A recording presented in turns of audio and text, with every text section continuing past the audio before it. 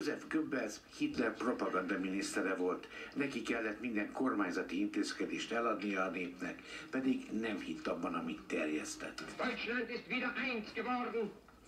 Goebbels pontosan tudta, hogy nem mond igazat, de úgymond a magasabb érdekek a párt szolgálatában elfogadhatónak tartotta, hogy hazudjon. Goebbelsnek a békét kellett propagálnia, miközben Hitler már háborúra készült, aztán a háborúra kellett lelkesítenie.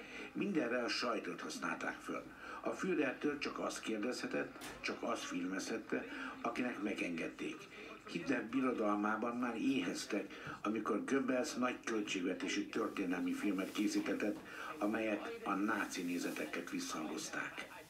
Goebbels színészeket, filmrendezőket nyert meg sok pénzzel, hogy szolgálják a rendszert.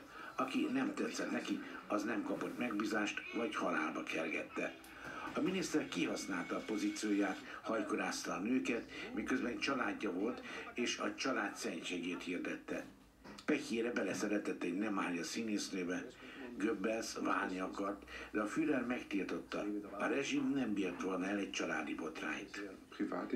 Rengeteg színes tudósítás riport volt a heti filmhíradóban, amely a Goebbels család tökéletes és idilli életéről szólt.